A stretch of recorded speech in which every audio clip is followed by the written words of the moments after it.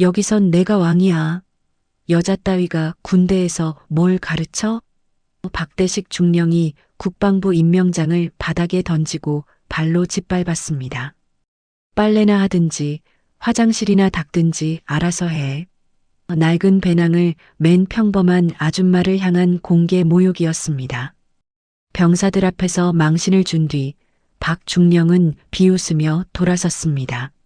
하지만 24시간 후 그의 관사를 헌병대가 포위했고 하늘에서 블랙호크 헬기 3대가 내려왔습니다. 그리고 국방부 장관이 그 아줌마 앞에 무릎을 꿇으며 외쳤습니다. 교관님, 대한민국 특수부대의 전설을 이런 곳에 방치해 죄송합니다.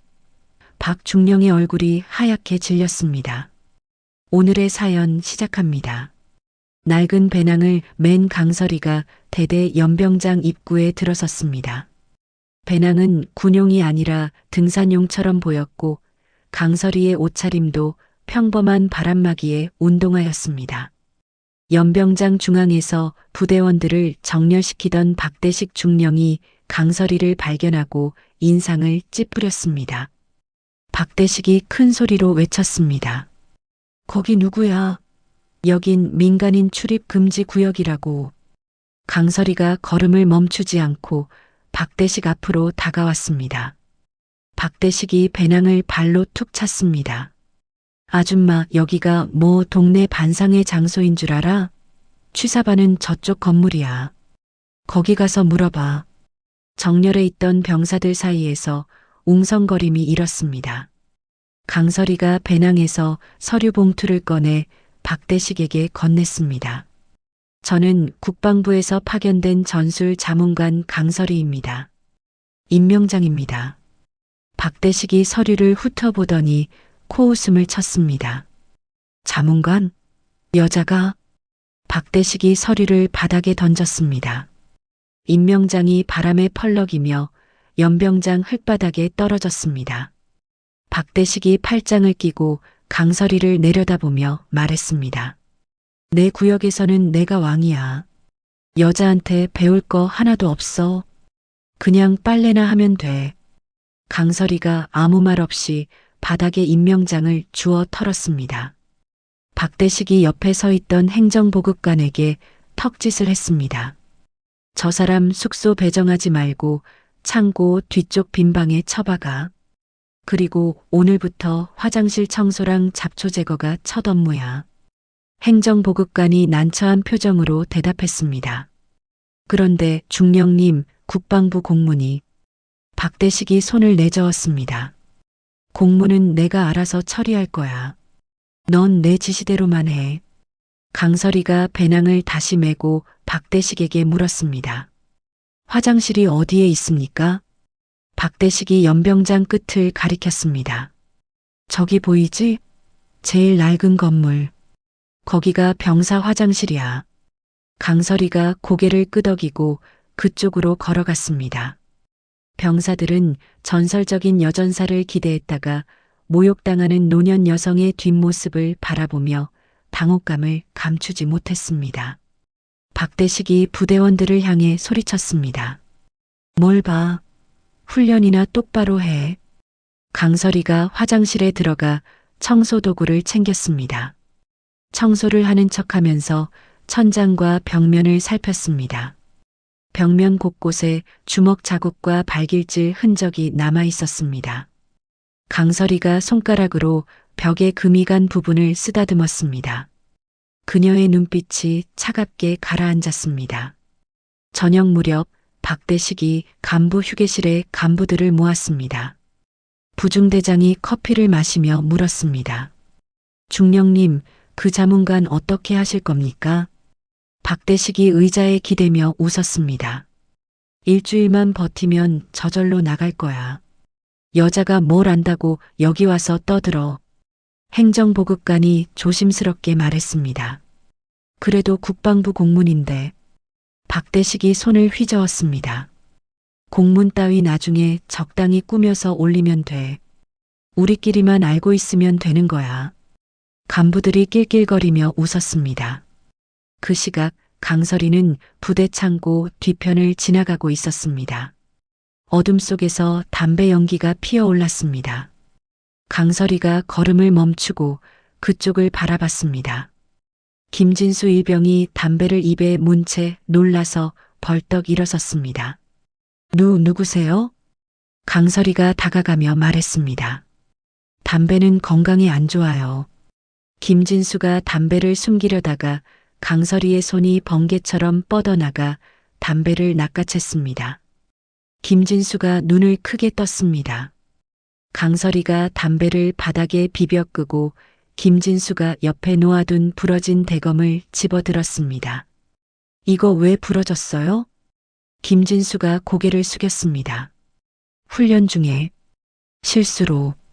강설이가 대검을 이리저리 살피더니 허리춤에서 작은 공구를 꺼냈습니다. 순식간에 딸깍거리는 소리와 함께 대검이 수리되었습니다. 강설이가 대검을 김진수에게 돌려주었습니다. 이제 괜찮을 거예요. 김진수가 대검을 받아들며 입을 다물지 못했습니다. 어떻게? 강설이가 미소를 지었습니다. 타령은 생각하지 마요. 당신은 생각보다 강한 사람이에요. 강설이가 돌아서서 걸어갔습니다. 김진수는 그 자리에 얼어붙은 채 서 있었습니다.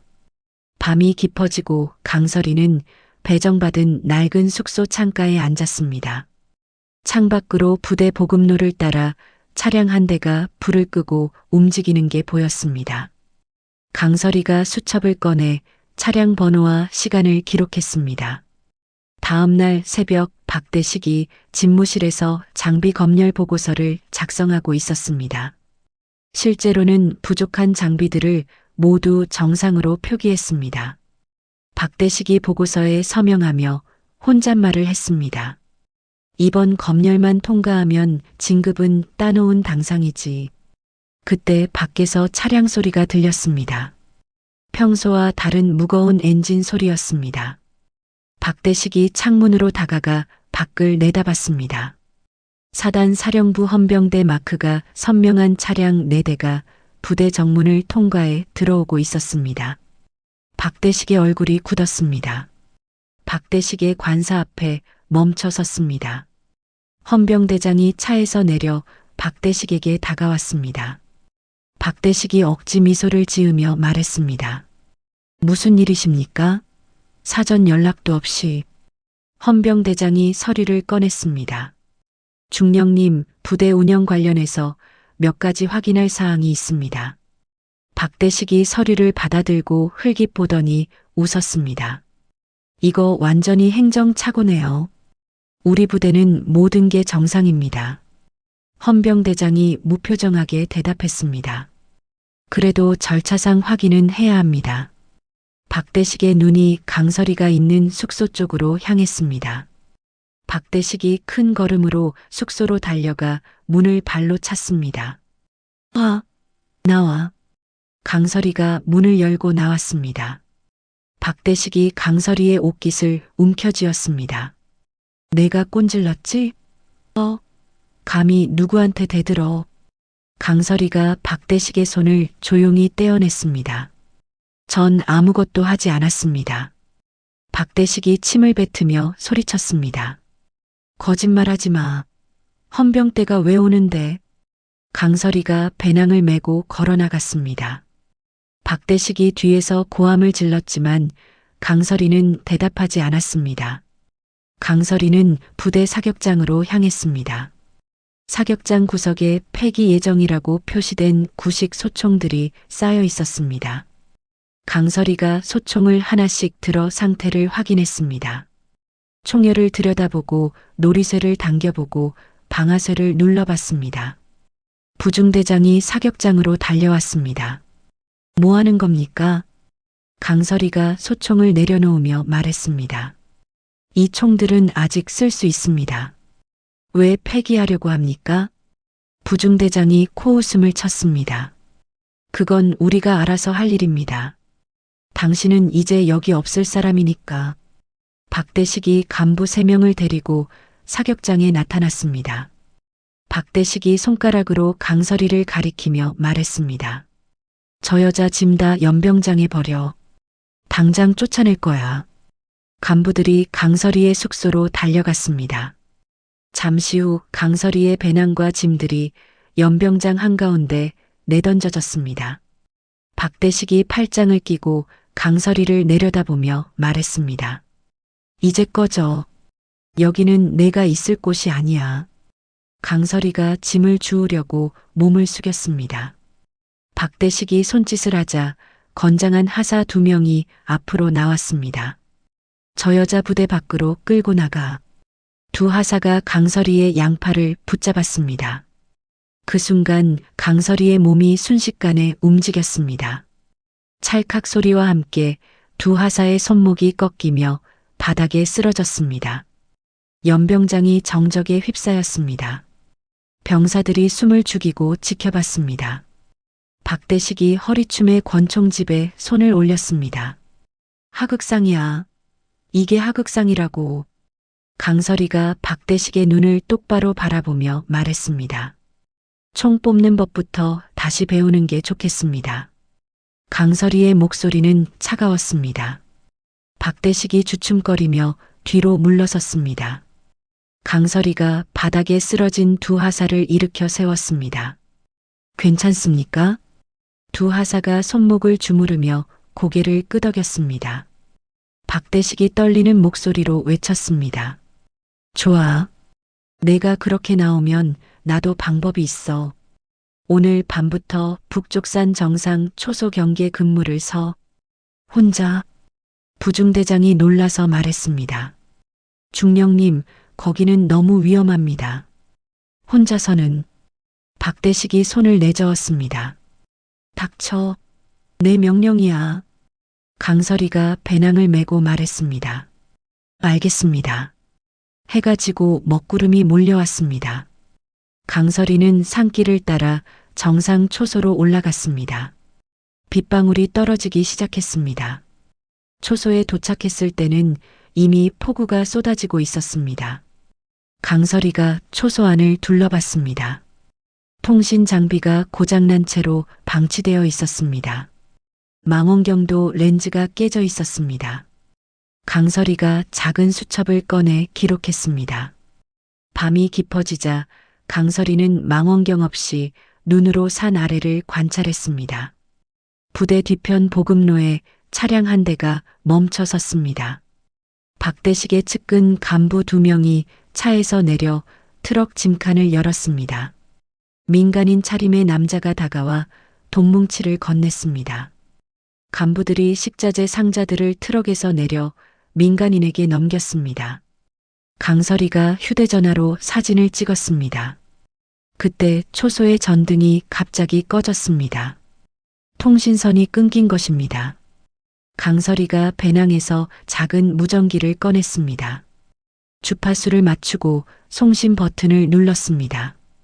여기는 강설이입니다.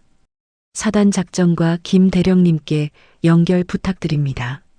잠시 후 무전기에서 목소리가 들렸습니다. 교관님, 무슨 일이십니까? 강설이가 낮은 목소리로 말했습니다. 상황 보고 드립니다. 다음 날 아침 강설이가 진흙투성이가 되어 산에서 내려왔습니다. 옷은 흠뻑 젖어 있었고 얼굴에는 빗물이 흘러내렸습니다. 박대식이 간부들과 함께 연병장에 서서 강설이를 기다리고 있었습니다. 박대식이 큰 소리로 웃었습니다. 꼴 좋네. 이게 무슨 꼴이야. 간부들도 따라 웃었습니다. 강설이가 묵묵히 걸어갔습니다. 점심시간 강설이가 식판을 들고 배식을 받았습니다. 박대식이 식당으로 들어와 강설이 앞으로 다가왔습니다. 강설이가 자리에 앉으려는 순간 박대식이 식판을 쳐서 엎어버렸습니다. 밥과 국이 바닥에 쏟아졌습니다. 병사들이 숨을 죽였습니다. 박대식이 비웃으며 말했습니다. 여자가 군대에서 밥 먹을 자격이 있다고 생각해? 강설이가 무릎을 꿇고 바닥에 떨어진 밥알을 하나하나 주었습니다. 강설이가 밥알을 손바닥에 모으며 나지막이 말했습니다. 이 밥이 병사들의 피눈물인 줄은 아십니까? 박대식의 얼굴이 붉게 달아올랐습니다. 박대식이 주먹을 치켜들었습니다. 그때 하늘에서 거대한 소리가 들렸습니다. 쿵쿵쿵 하는 엔진 소리가 점점 가까워졌습니다. 식당 창문 밖으로 블랙호크 헬기 세대가 연병장으로 내려오고 있었습니다. 박대식이 창밖을 바라보며 주먹을 내렸습니다. 모든 병사가 창가로 달려가 헬기를 바라봤습니다. 연병장 한가운데 착륙했습니다. 프로펠러가 일으키는 바람에 흙먼지가 사방으로 흩날렸습니다. 병사들이 헬기 주변으로 몰려들었습니다. 박대식이 제복을 가다듬으며 입가에 미소를 지었습니다. 드디어 내 공로를 인정받는구나. 박대식이 간부들을 향해 손짓했습니다. 너희들 뒤에 서 있어. 내가 먼저 영접하겠어. 첫 번째 헬기 문이 열렸습니다. 국방부 장관이 내렸습니다. 두 번째 헬기에서는 육군 참모총장이 내렸습니다. 세 번째 헬기에서는 사단장과 여단장이 내렸습니다. 박대식이 바짝 긴장한 얼굴로 앞으로 나가 거수 경례를 올렸습니다. 제3보병대대 대대장 박대식 중령입니다. 장관이 박대식의 경례를 받지 않고 주위를 둘러봤습니다. 장관이 다급한 목소리로 물었습니다. 강 선생님은 어디 계십니까? 박대식의 미소가 굳었습니다. 참모총장도 연병장을 살폈습니다. 강 교관님을 뵈러 왔는데 식당 뒤편에서 강설이가 천천히 걸어 나왔습니다. 여전히 진흙이 묻은 작업복 차림이었습니다. 장관이 강설이를 보자마자 얼굴이 환해졌습니다. 강 선생님, 참모총장이 모자를 벗고 강설이 앞에서 허리를 깊이 숙였습니다. 교관님, 직접 모시러 왔습니다. 박대식의 얼굴이 하얗게 질렸습니다. 들고 있던 지휘봉이 손에서 떨어져 바닥에 굴렀습니다. 장관이 강설이의 손을 두 손으로 맞잡았습니다. 대한민국의 자존심을 이런 곳에 방치해서 정말 죄송합니다. 강설이가 고개를 저었습니다. 괜찮습니다. 제 역할을 했을 뿐입니다. 강설이가 품에서 작은 수첩을 꺼내 장관에게 건넸습니다. 장관이 수첩을 펼쳐봤습니다. 수첩에는 날짜별로 정리된 비리 내역과 사진들이 빼곡했습니다. 장관의 표정이 굳어졌습니다. 이게 전부 사실입니까? 강설이가 고개를 끄덕였습니다. 제가 직접 확인한 것들입니다. 장관이 사단장을 돌아봤습니다. 즉시 고강도 감찰에 들어가십시오. 사단장이 경례를 올렸습니다. 알겠습니다. 헌병대원들이 박대식의 집무실로 달려갔습니다. 박대식이 비틀거리며 뒤따라갔습니다. 잠깐만요. 이건 오해입니다. 제 말 좀 들어보세요. 헌병대장이 박대식을 제지했습니다. 중령님, 비켜주십시오. 헌병대원들이 집무실 책상 뒤 벽을 두드렸습니다. 벽 뒤에서 공허한 소리가 났습니다. 헌병대원이 벽을 열자 비밀 금고가 나타났습니다. 금고 문이 강제로 열렸습니다. 안에서 현금 다발과 장부들이 쏟아져 나왔습니다.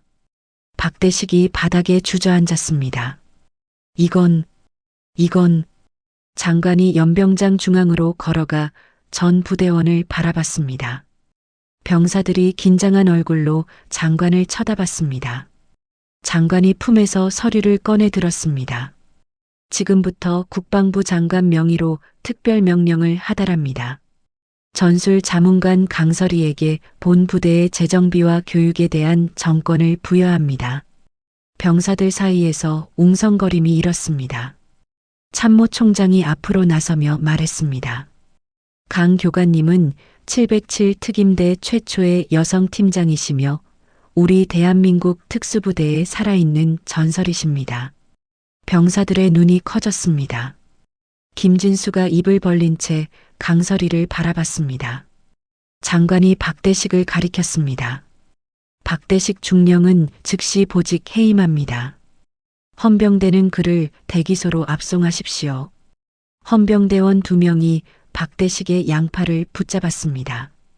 박대식이 강설이를 향해 비굴한 눈빛으로 바라봤습니다.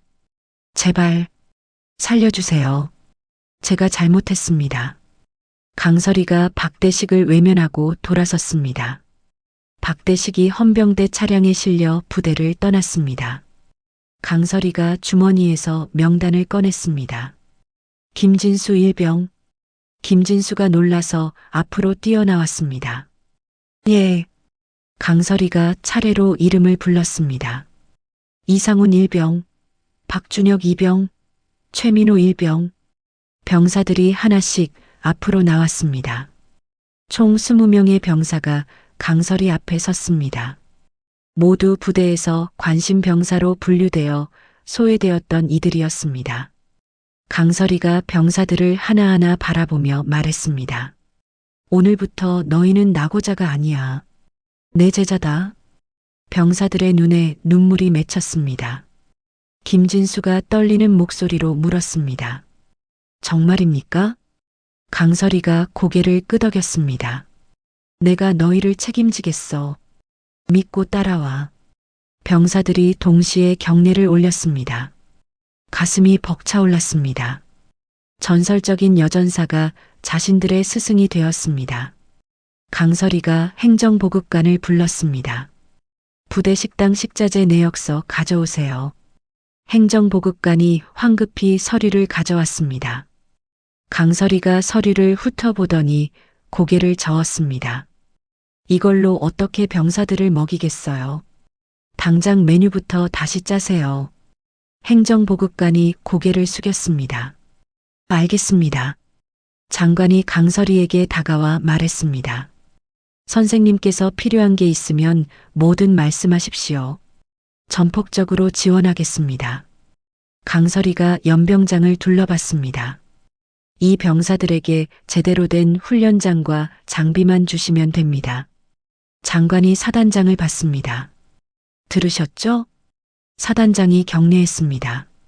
즉시 준비하겠습니다. 헬기들이 다시 이륙했습니다. 강설이가 20명의 제자들을 데리고 훈련장으로 향했습니다. 병사들의 발걸음이 처음으로 가벼웠습니다. 다음 날 새벽 강설이가 20명의 병사들을 훈련장에 집합시켰습니다. 병사들이 어색하게 줄을 맞춰 섰습니다. 강설이가 병사들 앞을 천천히 걸으며 한 명 한 명을 살폈습니다. 너희는 지금까지 관심 병사였어. 하지만 오늘부터는 특별소대야. 내가 707에서 배운 모든 걸 가르쳐 주겠어. 김진수가 손을 들었습니다. 교관님, 저희가 정말 할 수 있을까요? 강설이가 김진수 앞에 섰습니다. 자신이 없으면 지금 나가도 돼. 하지만 남는다면 끝까지 해내야 해. 김진수가 고개를 끄덕였습니다. 하겠습니다. 강설이가 배낭에서 밧줄과 칼을 꺼냈습니다. 첫 번째 훈련은 생존술이야. 아무것도 없는 산속에서 3일을 버티는 거야. 이상훈이 눈을 크게 떴습니다. 3일이요? 강설이가 밧줄을 던졌습니다. 이것만 가지고 가. 물도 음식도 없어. 스스로 구해야 해. 병사들이 서로 얼굴을 마주 봤습니다.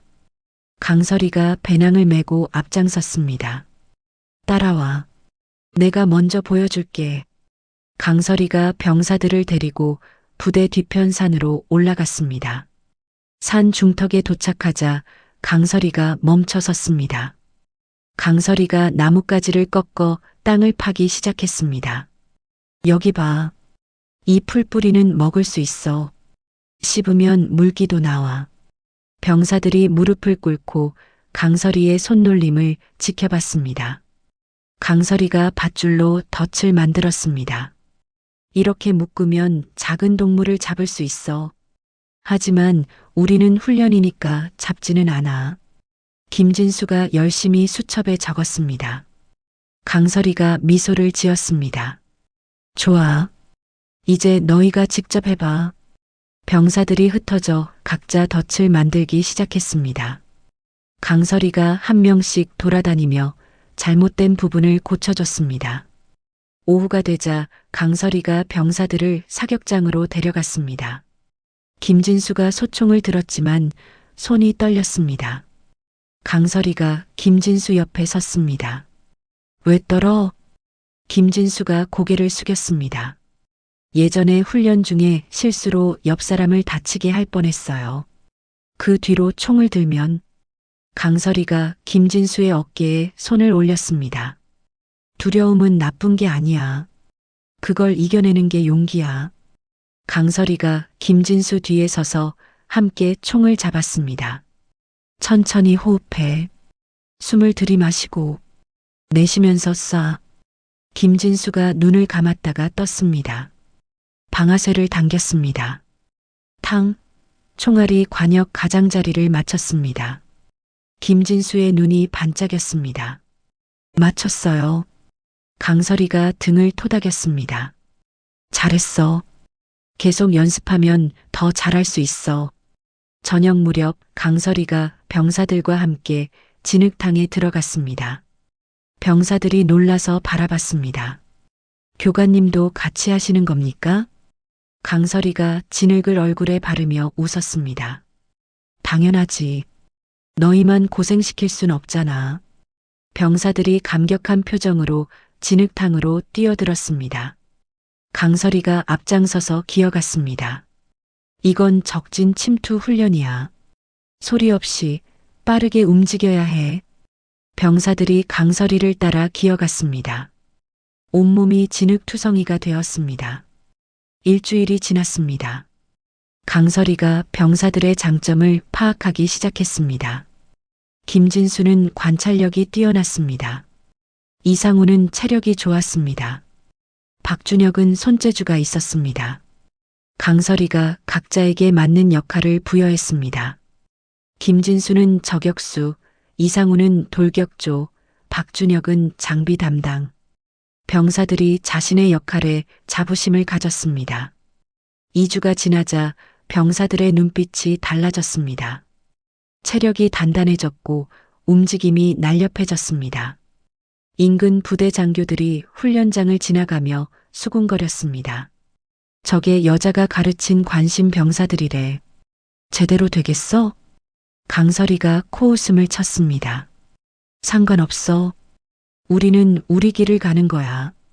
밤이 되면 강설이는 병사들과 함께 앉아 이야기를 들어줬습니다. 김진수가 고민을 털어놨습니다. 집에 연락하기가 무서워요. 부모님이 실망하실까봐. 강설이가 김진수의 손을 잡았습니다. 내가 지금 얼마나 성장했는지 보여주면 돼. 부모님은 너를 자랑스러워할 거야. 이상훈이 다리를 다쳤을 때 강설이가 직접 치료해줬습니다. 소독약을 바르고 붕대를 감아줬습니다. 이틀만 쉬어. 무리하면 안 돼. 이상훈이 눈물을 글썽였습니다. 교관님 감사합니다. 3주째 되는 날 김진수가 500m 밖 관역을 한 발에 명중시켰습니다. 강설이가 박수를 쳤습니다. 완벽해. 이제 진짜 저격수야. 김진수가 환하게 웃었습니다. 사격 공포증이 완전히 사라졌습니다. 강설이는 부대의 노후된 장비들을 개조하기 시작했습니다. 박준혁과 함께 창고에서 밤늦게까지 작업했습니다. 오래된 조준경을 분해하고 다시 조립했습니다. 무거운 배낭을 가볍게 만들었습니다. 이렇게 하면 너희 체형에 딱 맞아. 어느 날 사단장이 부대를 방문했습니다. 한미 합동대항 훈련에 참가하게 되었습니다. 병사들이 긴장했습니다. 강설이가 앞으로 나섰습니다. 언제입니까? 사단장이 서류를 건넸습니다. 일주일 후입니다. 강설이가 병사들을 돌아봤습니다. 할 수 있지? 병사들이 목소리를 모았습니다. 예. 훈련 전날 밤 강설이가 병사들을 위해 직접 고기를 구웠습니다. 병사들이 둘러앉아 고기를 먹었습니다. 강설이가 소주잔을 들었습니다. 우리의 적은 상대군이 아니야. 어제의 나 자신이야. 그걸 이기면 이미 이긴 거야. 김진수가 물을 마시며 말했습니다. 교관님 덕분에 저희가 여기까지 왔습니다. 강설이가 고개를 저었습니다. 너희 스스로 해낸 거야. 나는 길만 보여줬을 뿐이야. 병사들이 서로 얼굴을 마주보고 웃었습니다. 이제 그들은 진정한 전우였습니다. 한편 구금 중인 박대식은 감방에서 탄원서를 썼습니다. 종이에 떨리는 글씨로 적었습니다. 강설이가 부대를 망치고 있습니다. 즉시 조치해 주십시오. 하지만 사단에서는 답장조차 하지 않았습니다. 부대 내 여군들이 강설이의 훈련을 지켜보며 변화했습니다. 여군 하사 한 명이 강설이에게 다가왔습니다. 교관님, 저도 훈련에 참여해도 될까요? 강설이가 미소 지었습니다. 물론이지.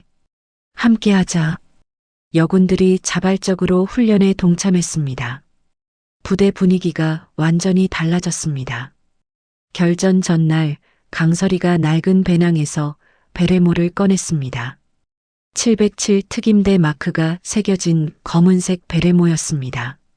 강설이가 베레모를 쓰고 거울을 봤습니다. 눈빛이 날카로워졌습니다. 다음 날 새벽 블랙호크 헬기가 연병장에 착륙했습니다. 20명의 병사가 전투복을 입고 헬기 앞에 섰습니다. 강설이가 제일 먼저 헬기에 올랐습니다. 출발한다. 병사들이 뒤따라 올랐습니다. 헬기가 이륙하며 부대가 멀어졌습니다. 김진수가 창밖을 보며 주먹을 쥐었습니다. 작전 지역 상공에 도착했습니다. 강설이가 병사들을 향해 손을 들었습니다. 10분 후 하강 준비. 병사들이 장비를 점검했습니다. 김진수가 저격총을 어깨에 메고 깊게 숨을 들이마셨습니다. 강설이가 김진수의 어깨를 두드렸습니다. 긴장하지 마. 훈련대로만 하면 돼. 김진수가 고개를 끄덕였습니다. 알겠습니다. 헬기가 고도를 낮췄습니다. 강설이가 먼저 밧줄을 잡고 하강했습니다. 병사들이 차례로 뒤따랐습니다. 숲속에 착지하자 강설이가 수신호를 보냈습니다. 병사들이 재빨리 흩어져 엄폐했습니다. 작전 지역 반대편에서 미군 부대가 전진하고 있었습니다. 강설이가 무전기를 켰습니다. 적 병력 약 60명. 우리보다 3배 많아. 하지만 우리에게 지형이 있어. 이상훈이 낮은 목소리로 물었습니다. 어떻게 할까요? 강설이가 지도를 펼쳤습니다. 이 계곡으로 유인한다. 김진수는 저 바위 위에서 대기해. 김진수가 저격총을 메고 바위를 향해 기어갔습니다. 강설이가 나머지 병사들에게 지시했습니다. 박준혁은 통신방해 장치 설치. 이상훈은 매복 지점 확보. 병사들이 각자 위치로 움직였습니다. 30분 후 미군 선발대가 계곡 입구에 나타났습니다. 미군 지휘관이 부하들에게 손짓했습니다. 드론 띄워. 주변 확인해. 드론 2대가 하늘로 올라갔습니다. 박준혁이 무전기로 속삭였습니다. 교관님, 드론이 올라왔습니다. 강설이가 침착하게 대답했습니다. 계획대로 해. 박준혁이 스위치를 눌렀습니다. 전파 방해 장치가 작동하며 드론들이 제자리에서 맴돌기 시작했습니다. 미군 지휘관이 인상을 찌푸렸습니다. 뭐야? 통신이 안 돼. 미군 병사 한 명이 보고했습니다. 드론 카메라도 먹통입니다. 미군 지휘관이 손을 내저었습니다. 괜찮아. 육안으로 확인하면서 전진한다. 미군 부대가 계곡 안으로 들어왔습니다. 강설이가 숨을 죽이고 지켜봤습니다. 미군이 계곡 중앙에 도달했을 때 강설이가 손을 들었습니다.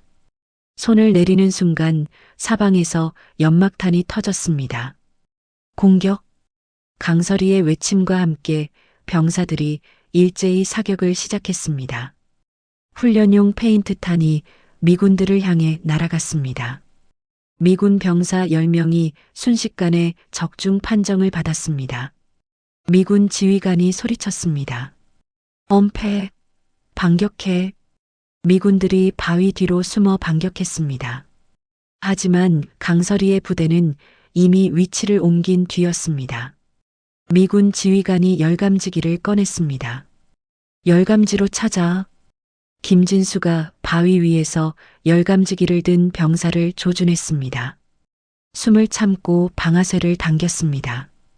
탕, 페인트탄이 정확히 열감지기를 맞췄습니다. 열감지기가 고장났습니다. 미군 지휘관이 놀라서 주위를 둘러봤습니다. 저격수다. 위치 파악해. 강서리가 무전기로 지시했습니다. 이조는 우측으로, 적퇴로 차단해. 병사들이 재빨리 움직였습니다. 미군 부대가 후퇴하려는 순간 뒤에서도 사격이 시작됐습니다. 미군들이 당황했습니다. 포위당했어. 미군 지휘관이 무리하게 돌격을 명령했습니다. 정면 돌파한다. 미군 30명이 일제히 계곡을 빠져나가려 했습니다. 강서리가 나무 뒤에서 뛰쳐나와 앞장선 미군과 격투를 벌였습니다. 순식간에 3명을 제압했습니다. 이상훈이 옆에서 2명을 쓰러뜨렸습니다. 미군 지휘관이 본진에 무전을 보냈습니다. 지원 요청. 우리 움직임이 다 읽히고 있어. 하지만 통신 방해로 무전은 나가지 않았습니다. 1시간 후 강서리의 부대가 미군 본진 위치를 파악했습니다. 강서리가 병사들을 모았습니다. 이제 마지막이야. 본진 깃발을 탈취한다. 김진수가 물었습니다. 본진에는 병력이 더 많지 않습니까? 강서리가 지도를 가리켰습니다. 이 숲길로 우회한다. 그들은 정면만 경계하고 있어. 병사들이 강서리를 따라 숲속으로 들어갔습니다. 나뭇가지를 조심스럽게 헤치며 전진했습니다. 발소리 하나 내지 않았습니다. 미군 본진이 보였습니다. 경계 초소 2개가 정문을 지키고 있었습니다. 강서리가 김진수에게 눈짓했습니다. 김진수가 조준경으로 초소를 확인했습니다. 손가락 2개를 들어 병력을 알렸습니다. 강서리가 이상훈과 박준혁에게 손짓했습니다. 3명이 동시에 움직여 초소를 무력화시켰습니다. 미군들이 저항할 틈도 없었습니다. 강서리가 본진 안으로 들어갔습니다. 중앙에 미군 깃발이 꽂혀 있었습니다. 강서리가 깃발을 뽑아들었습니다. 그 순간 사이렌이 울렸습니다. 훈련 종료. 한국군 승리. 미군 지휘관이 헬멧을 벗으며 고개를 저었습니다. 믿을 수 없어. 완패야. 미군 장성들이 헬기에서 내려 강서리에게 다가왔습니다. 장성 한 명이 손을 내밀었습니다. 당신은 세계 최고의 전술가요. 엄지를 치켜 세울 수밖에 없소. 강서리가 악수했습니다. 제 병사들이 잘해줬습니다. 미군 장성이 20명의 병사들을 바라봤습니다. 이 병사들을 어떻게 훈련시켰소? 강서리가 웃었습니다. 믿어줬을 뿐입니다. 부대로 돌아온 헬기가 연병장에 착륙했습니다. 전 부대원이 나와 환호했습니다. 병사들이 강서리와 20명을 둘러쌌습니다. 이겼다. 우리가 이겼어. 미군을 이겼다고. 김진수가 동료들의 어깨에 메어졌습니다. 얼굴에 눈물이 흘렀습니다. 박대식 시절의 패배감이 완전히 씻겼습니다. 강서리가 병사들 가슴에 승리 기장을 하나씩 달아줬습니다. 잘했어. 정말 자랑스러워. 병사들이 차렷 자세로 격려했습니다. 가슴이 벅차올랐습니다. 저녁 부대 전체가 축하 분위기였습니다. 김진수는 이제 후임들을 챙기는 든든한 선임이 되었습니다. 후임 한 명이 김진수에게 물었습니다. 선임님, 어떻게 그렇게 잘 싸요? 김진수가 강서리를 바라보며 대답했습니다. 교관님이 가르쳐 주신 대로 했을 뿐이야. 강설이는 조용히 부대 주변을 걸었습니다. 산악 지형을 살폈습니다. 집안이 약해진 곳들이 눈에 띄었습니다. 강설이가 인상을 찌푸렸습니다. 사단장이 승전 파티를 제안했습니다. 오늘 밤 성대하게 축하합시다. 강설이가 고개를 저었습니다. 배수로부터 정비해야 합니다. 비가 많이 왔습니다. 사단장이 고개를 갸우뚱했습니다. 그 정도는 괜찮지 않습니까? 강설이가 단호하게 말했습니다. 안전이 먼저입니다. 강설이가 병사들을 모았습니다. 배수로 점검한다. 출동해. 병사들이 투덜거리지 않고 따라 나섰습니다. 강설이와 함께 산사태 위험 지역을 순찰했습니다. 그날 밤 하늘에 먹구름이 몰려왔습니다. 기상청 예보보다 훨씬 짙은 구름이었습니다. 자정이 지나자 빗방울이 떨어지기 시작했습니다. 곧 폭우로 변했습니다. 강설이가 창밖을 바라보며 눈살을 찌푸렸습니다. 천둥 소리가 부대를 뒤흔들었습니다. 강설이가 잠에서 깨어 창밖을 봤습니다. 빗줄기가 창문을 때렸습니다. 강설이가 옷을 입고 밖으로 나갔습니다. 부대 후방 산 쪽에서 굉음이 들렸습니다. 땅이 흔들렸습니다. 강설이가 산을 향해 뛰었습니다. 당직 사관이 무전기를 들고 달려왔습니다. 교관님, 절벽이 무너졌습니다. 강설이가 무전기를 받았습니다. 피해 상황은? 당직 사관이 떨리는 목소리로 대답했습니다. 마을로 가는 도로가 토사에 묻혔습니다.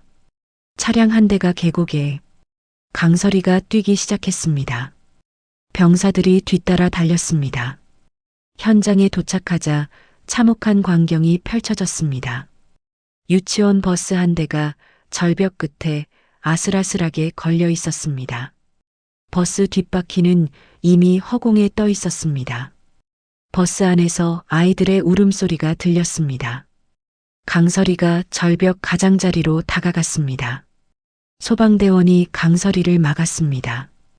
위험합니다. 더 이상 가까이 가면 안 됩니다. 소방대장이 무전기로 보고했습니다. 상부 집안이 계속 무너지고 있습니다.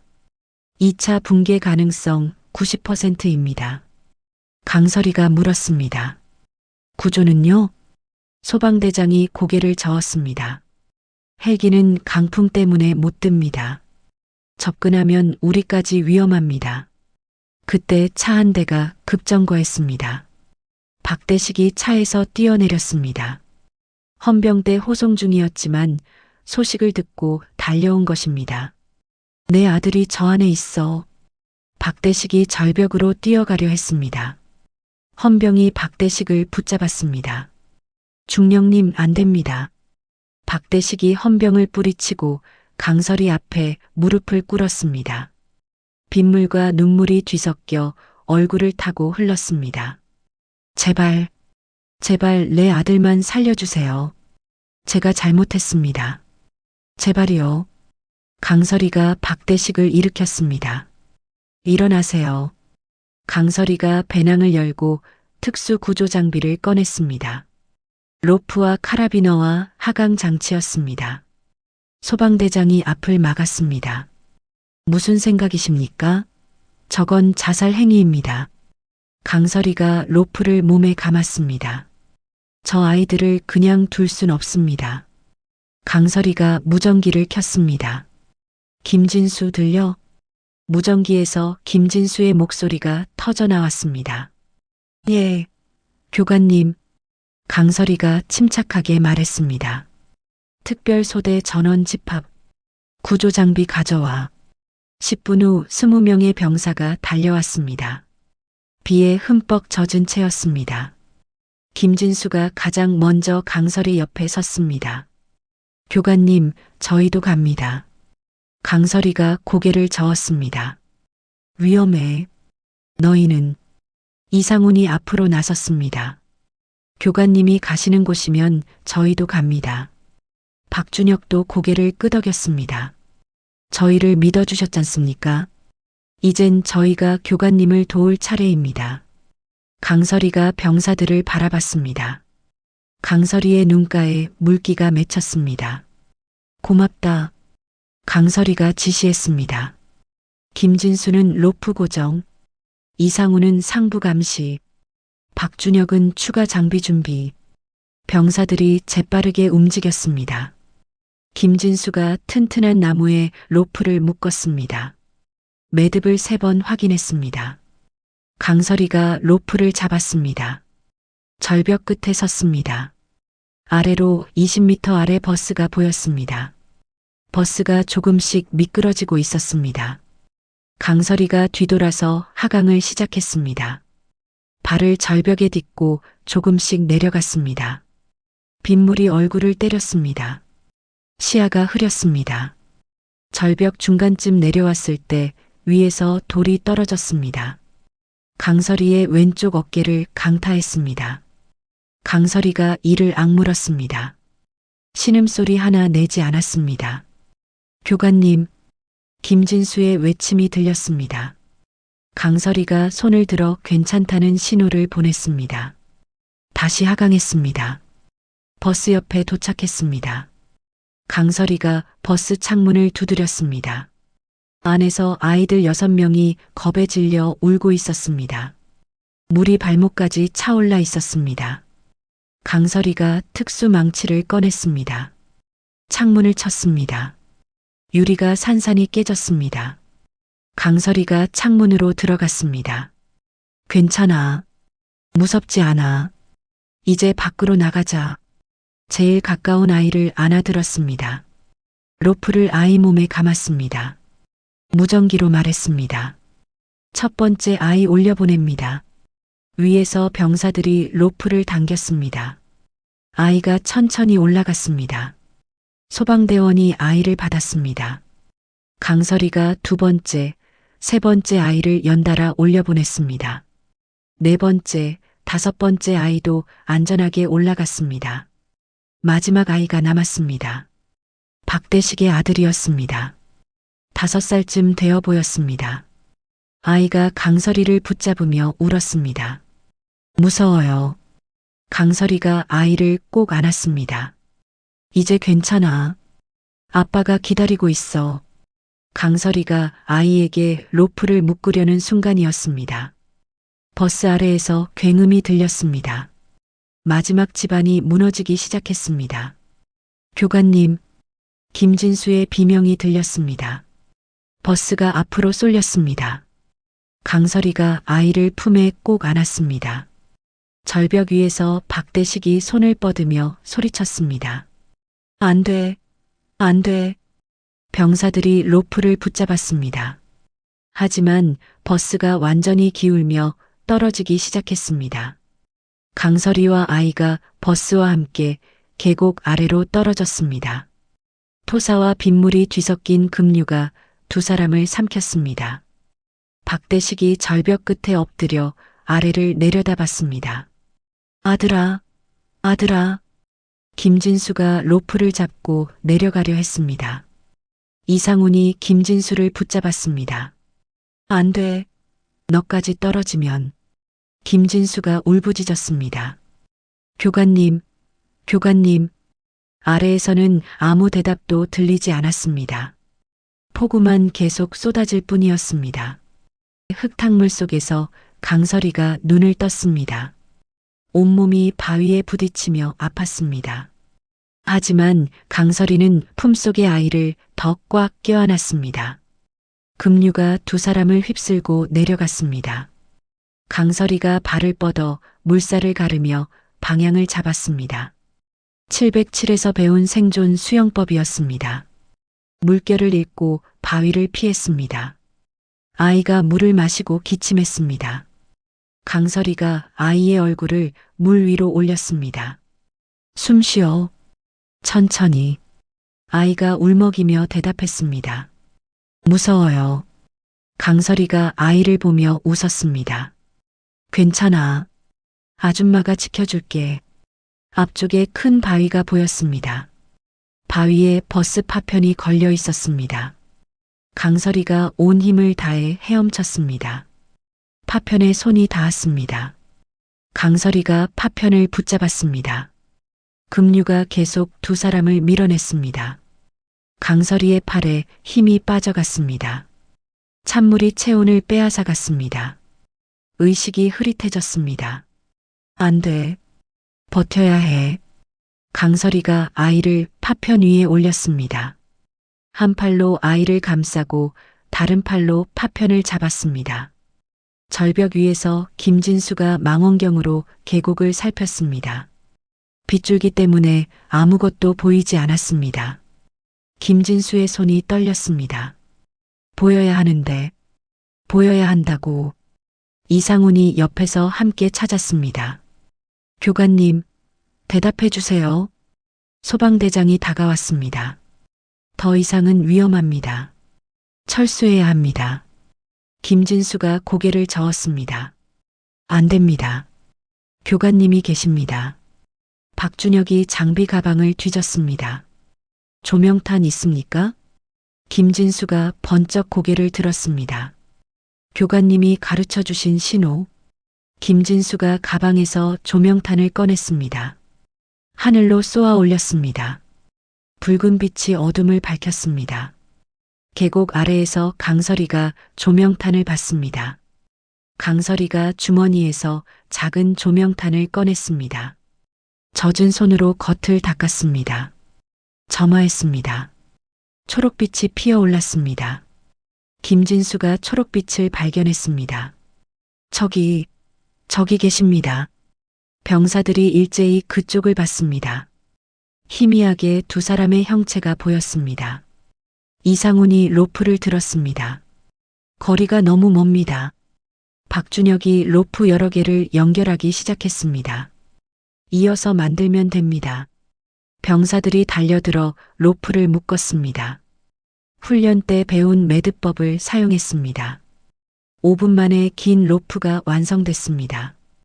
김진수가 로프 끝에 무게추를 달았습니다.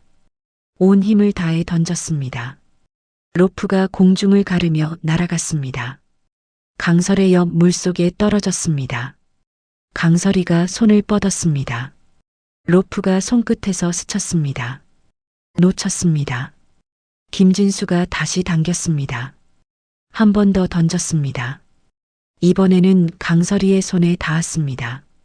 강설이가 로프를 붙잡았습니다. 강설이가 아이 몸에 로프를 감았습니다. 손가락에 힘이 들어가지 않았습니다. 이를 악물고 매듭을 지었습니다. 그리고 자신의 허리에도 로프를 묶었습니다. 강설이가 무전기를 꺼냈습니다. 물에 젖어 작동하지 않았습니다. 손을 들어 신호를 보냈습니다. 김진수가 외쳤습니다. 당긴다. 모두 힘내. 20명의 병사가 로프를 잡았습니다. 소방대원들도 합류했습니다. 박대식도 달려와 로프를 잡았습니다. 하나, 둘, 셋. 모두가 동시에 당겼습니다. 로프가 팽팽해졌습니다. 강설이와 아이가 물에서 조금씩 떨어졌습니다. 강설이의 의식이 점점 희미해졌습니다. 저체온증이었습니다. 하지만 아이를 감싼 팔만은 풀지 않았습니다. 10분 후 두 사람이 절벽 위로 올라왔습니다. 박대식이 달려가 아들을 안아들었습니다. 아들아, 정신 차려. 아이가 기침을 하며 눈을 떴습니다. 아빠. 박대식이 아들을 꼭 안고 울었습니다. 그리고 쓰러진 강설이에게 무릎을 꿇었습니다. 머리를 땅에 조아렸습니다. 고맙습니다. 정말 고맙습니다. 소방대원들이 강설이를 들것에 옮겼습니다. 온몸이 상처투성이었습니다. 왼쪽 어깨가 퉁퉁 부어 있었습니다. 김진수가 강설이의 손을 잡았습니다. 교관님, 괜찮으시죠? 강설이가 눈을 가늘게 뜨고 웃었습니다. 너희가 정말 자랑스럽다. 구급차가 출발했습니다. 병사들이 구급차를 따라 뛰었습니다. 눈물을 흘리며 손을 흔들었습니다. 박대식이 헌병에게 말했습니다. 사단 헌병대로 데려가 주십시오. 헌병이 고개를 갸우뚱했습니다. 왜 그러십니까? 박대식이 고개를 숙였습니다. 제 죄를 모두 자백하겠습니다. 더 이상 숨기지 않겠습니다. 병원에 도착한 강설이는 응급 치료를 받았습니다. 의사가 진찰을 마치고 나왔습니다. 다행히 생명에는 지장 없습니다. 하지만 무리하신 게 많아서 일주일은 입원하셔야 합니다. 김진수가 안도의 한숨을 쉬었습니다. 이틀 후 언론에 기사가 실렸습니다. 전설의 여전사가 목숨 걸고 아이들을 구했다는 내용이었습니다. 방송에서도 연일 보도했습니다. 병원에 시민들이 찾아와 감사 인사를 전했습니다. 강설이는 조용히 고개를 숙이며 받았습니다. 일주일 후 사단장이 병원을 찾았습니다. 훈장 상자를 들고 있었습니다. 강 교관님, 국가에서 최고 무공 훈장을 수여합니다. 강설이가 침대에서 일어나 앉았습니다. 과분합니다. 사단장이 강설의 가슴에 훈장을 달아줬습니다. 교관님을 부대의 영구적인 전술 고문으로 추대합니다. 강설이가 고개를 끄덕였습니다. 감사합니다. 퇴원날 강설이가 병원 문을 나섰습니다. 20명의 제자들이 부동자세로 서 있었습니다. 교관님, 강설이가 걸어가 제자들을 하나씩 안아줬습니다. 많이 기다렸지? 김진수가 대답했습니다. 아닙니다. 교관님 오실 때까지 기다릴 수 있습니다. 강설이가 부대로 돌아갔습니다. 연병장에 들어서자 전 부대원이 격려했습니다. 이제 아무도 강설이를 무시하지 않았습니다. 부대는 수해복구 작업에 나섰습니다. 강설이가 앞장서서 마을 주민들을 도왔습니다. 병사들이 힘을 합쳐 무너진 집을 복구했습니다. 마을 이장이 강설이의 손을 잡았습니다. 정말 고맙습니다. 우리 아이들을 살려주셔서. 강설이가 웃었습니다. 당연한 일을 했을 뿐입니다. 부대와 마을의 신뢰가 깊어졌습니다. 한 달이 흘렀습니다. 부대 정문에 승용차 한 대가 멈춰 섰습니다. 덕망 높은 여성 장성이 차에서 내렸습니다. 신임 사단장이었습니다. 위병이 경례를 올렸습니다. 신임 사단장님 입장하십니다. 부대원들이 연병장에 도열했습니다. 신임 사단장이 단상에 올랐습니다. 저는 공정하고 투명한 부대를 만들겠습니다. 과거의 잘못된 관행은 이제 끝났습니다. 병사들이 박수를 쳤습니다. 강설이도 뒤쪽에서 조용히 박수를 보냈습니다. 그 시각 교도소 독방에서 박대식이 편지를 읽고 있었습니다. 아들이 쓴 편지였습니다. 삐뚤빼뚤한 글씨였습니다. 아빠, 나를 구해준 아줌마한테 고맙다고 전해주세요. 박대식의 눈에서 눈물이 떨어졌습니다. 편지를 가슴에 품었습니다. 벽에 기대어 고개를 숙였습니다. 미안하다. 정말 미안하다. 박대식이 매일 참회록을 썼습니다. 자신이 저지른 잘못을 하나하나 적었습니다. 속죄하는 마음으로 하루하루를 살았습니다. 부대로 돌아온 강설이는 다시 낡은 작업복을 입었습니다. 훈장은 서랍 깊숙이 넣어뒀습니다. 부대 구석구석을 돌아다니며 시설을 점검했습니다. 장교 한 명이 강설이를 보고 부동자세로 섰습니다. 교관님 경례. 강설이가 손을 저었습니다. 편하게 하세요. 장교가 웃으며 대답했습니다. 그럴 수 없습니다. 교관님은 우리 모두의 스승이십니다. 강설이가 지나갈 때마다 병사들이 경례를 올렸습니다.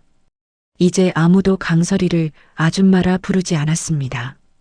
김진수는 병장으로 진급했습니다. 후임들을 모아놓고 훈련을 지도했습니다. 총은 무기가 아니야. 생명을 지키는 도구야. 후임 한 명이 손을 들었습니다. 병장님, 어떻게 하면 병장님처럼 될 수 있어요?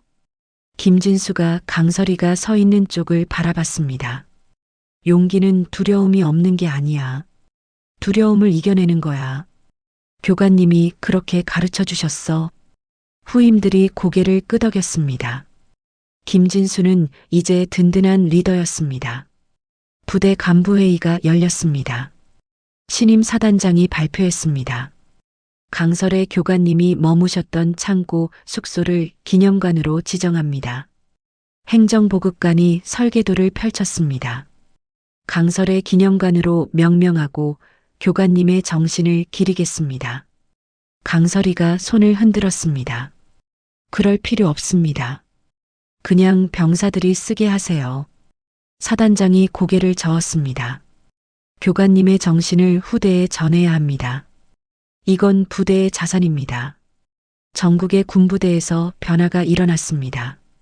여성 차별과 갑질 문화를 근절하는 개혁이 시작됐습니다. 강설이의 사례가 계기가 되었습니다. 국방부 장관이 회의에서 말했습니다. 강설의 교관님이 보여주신 진정한 군인 정신을 본받아야 합니다. 각 부대에서 교육 프로그램이 개편됐습니다. 성별이 아닌 실력으로 평가하는 시스템이 도입됐습니다. 어느 주말 강설이가 혼자 국립묘지를 찾았습니다. 손에 훈장 상자를 들고 있었습니다. 묘역을 걸어 올라갔습니다. 707 특임대 전우들의 묘비 앞에 섰습니다. 강설이가 무릎을 꿇었습니다. 훈장 상자를 묘비 앞에 내려놓았습니다. 이건 내 것이 아니야. 우리 모두의 것이야. 바람이 불어 나뭇잎이 떨어졌습니다. 강설이가 묘비를 쓰다듬었습니다. 먼저 간 친구들아, 잘 지내지? 나도 곧 갈게.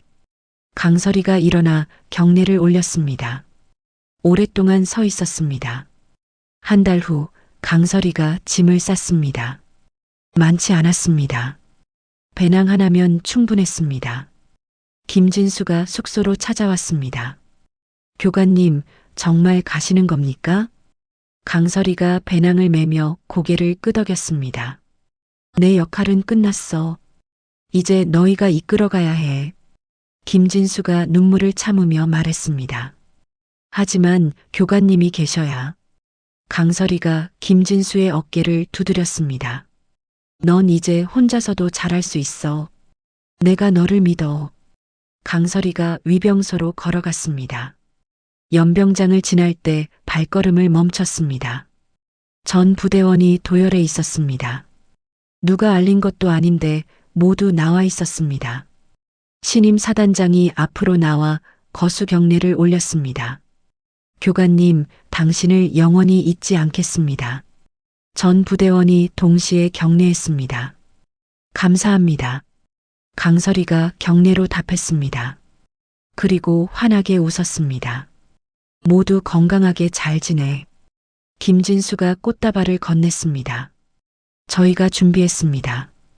강설이가 꽃다발을 받아들었습니다. 향기를 맡았습니다. 고마워. 강설이가 위병소를 나섰습니다. 부대 정문을 지났습니다. 뒤돌아보니 병사들이 여전히 경례 자세로 서 있었습니다. 강설이가 손을 흔들었습니다. 버스 정류장으로 걸어갔습니다. 버스가 도착했습니다. 강설이가 버스에 올라 창가에 앉았습니다. 창밖으로 부대가 보였습니다. 연병장에서 병사들의 구령 소리가 들렸습니다. 하나, 둘, 셋, 넷. 강설이가 나지막이 중얼거렸습니다. 잘 있어, 아이들아. 버스가 출발했습니다. 부대가 점점 멀어졌습니다. 석 달 후 시골 작은 마을이었습니다. 초등학교 운동장에서 아이들이 뛰어놀고 있었습니다. 강설이가 체육복을 입고 나타났습니다. 교장이 강설이를 소개했습니다. 오늘부터 체육 보조교사로 오신 강설의 선생님입니다. 아이들이 박수를 쳤습니다. 강설이가 아이들을 보며 웃었습니다. 안녕? 선생님이랑 재미있게 놀자. 아이 한 명이 손을 들었습니다. 선생님, 뭐 가르쳐 주실 거예요? 강설이가 무릎을 꿇고 아이와 눈높이를 맞췄습니다. 호신술이야. 너희 스스로를 지킬 수 있게 해줄게. 아이들의 눈이 반짝였습니다. 강설이가 간단한 동작을 보여줬습니다. 아이들이 따라했습니다. 좋아. 잘하고 있어. 방과 후 강설이가 운동장을 정리했습니다. 석양이 교정을 물들였습니다. 아이 한 명이 달려와 강설이를 안았습니다. 선생님, 내일도 가르쳐 주실 거죠? 강설이가 아이의 머리를 쓰다듬었습니다. 당연하지. 매일 올 거야. 아이가 손을 흔들며 집으로 뛰어갔습니다. 강설이가 아이의 뒷모습을 바라보며 미소 지었습니다. 하늘에서 새 한 마리가 날아갔습니다. 강설이가 하늘을 올려다봤습니다. 바람이 불어 머리카락을 흔들었습니다. 강설이가 천천히 걸어갔습니다. 당당한 뒷모습이었습니다. 전설은 이름이 아니라 당신의 곁에 항상 머뭅니다. 강설이 원사의 이야기를 마칩니다. 한 사람의 용기가 부대 전체를 바꿨고 한 사람의 헌신이 나고자로 불리던 병사들을 최고의 전사로 만들었습니다. 성별도 나이도 계급도 중요하지 않았습니다. 진정한 실력과 따뜻한 마음 그리고 누군가를 끝까지 믿어주는 힘이 모든 걸 바꿨습니다. 강설이는 연병장을 떠났지만 그녀의 정신은 제자들의 가슴 속에 영원히 남았습니다. 김진수를 비롯한 20명의 병사들은 각자의 자리에서 또 다른 누군가의 스승이 되어 그 정신을 이어갔습니다. 진짜 전설은 화려한 훈장이나 거창한 기념비가 아닙니다. 누군가의 인생을 바꾸고 희망을 심어주고 함께 성장하는 것입니다. 그래서 전설은 사라지지 않고 우리 곁에 언제나 머물러 있습니다. 이야기를 끝까지 들어주신 분이 계시다면 잘 들었다고 댓글 하나만 남겨주세요. 감사합니다.